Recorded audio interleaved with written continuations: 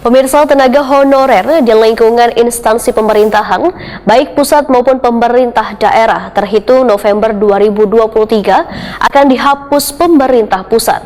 Namun status pegawai yang berada di instansi pemerintahan nantinya hanya akan ada dua, yakni PNS 1 P3K.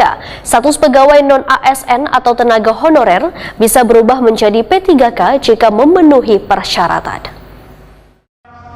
Pegawai Republik Indonesia.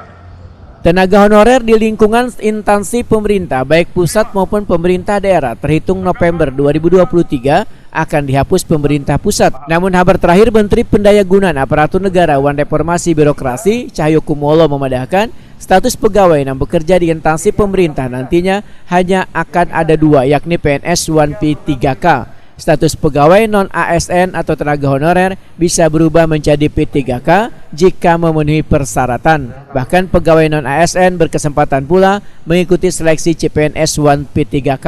Menanggapi pernyataan ini, Sekretaris Daerah Banjarmasin Ihsan Budiman Wetakuni Prima TV tengah hari Senin 13 Juni 2022 sangat mengapresiasi pernyataan Menteri Pendayagunaan Aparatur Negara Wan Reformasi Birokrasi.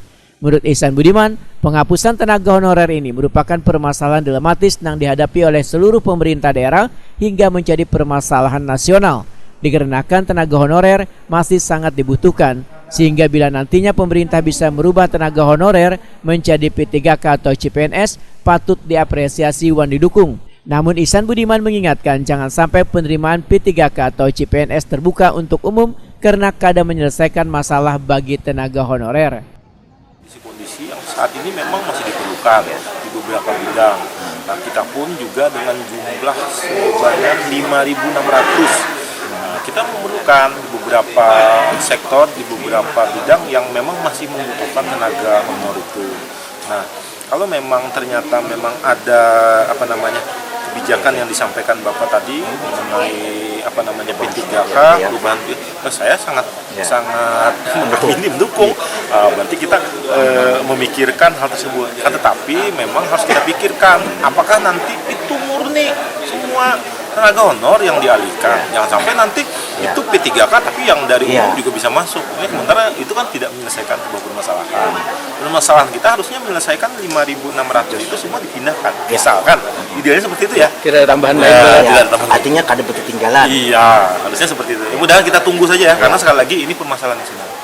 Jadi semua berpikir, semua mempunyai melakukan upaya-upaya yang mana yang jalan terbaik.